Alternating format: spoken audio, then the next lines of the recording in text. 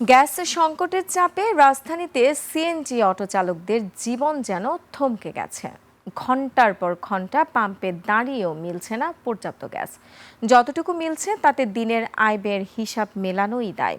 গাড়ি চালকরা বলছেন, একদিকে জ্বালানি সংকট আর অন্যদিকে অনিশ্চিত রোজগার। সমাধান কোথায় জানতে চেয়েছেন তারা। হাকিম মাহির রিপোর্টে বিস্তারিত।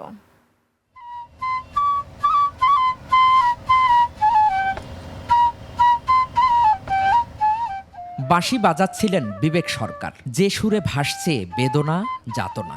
বাড়ি তার বরিশাল, থাকেন রাজধানীতে। সিএনজি অটো চালানো ছাড়া আর কোনো কাজ জানা নেই, অথচ রুটি রুজি ঘিরে অনিশ্চয়তা চলমান গ্যাস সংকটে।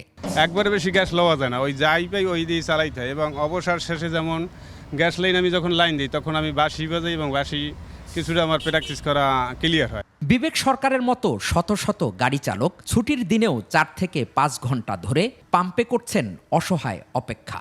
প্রত্যেকের কাছেই এই গ্যাস পাম্প যেন এক অনিশ্চিত প্রতিযোগিতার ময়দান। বহু অপেক্ষার পর যতটুকু গ্যাস মিলে তা দিয়ে গাড়ি চালিয়ে সংসার চালানো দায়। একদিন বেতন পাইছি 150, একদিন পাইছি 200, একদিন পাইছি 300 টাকা। এর দিয়ে তো আমাদের সংসার চলে না। তিনটে সিরিয়ালে আইসা বসে থাকি, সিরিয়াল নিতে নিতে সকালে 9:30, 10টা বাজে যায়। আমাদের খবর আর কতদিন দেখাবেন? এর কি সমাধান হবে না? বেলা 2টার সময় গ্যাস পাই, বলেন 2টার পরে গ্যাস নিয়ে একটা অনলাইনে ড্রাইভার কি কামাই করবে, তার ফ্যামিলিটা কিভাবে চলবে? দেশে দিনে গ্যাসের চাহিদা 380 কোটি ঘনফুট।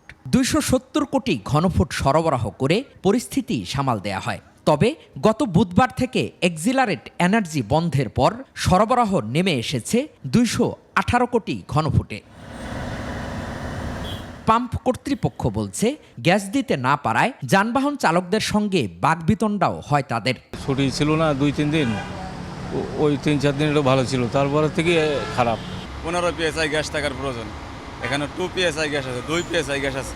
সংকট নিরসনে স্বাভাবিক সময়ের তুলনায় দ্বিগুণের বেশি দামে এলএনজি ও জ্বালানি আমদানি করতে হচ্ছে সরকারকে।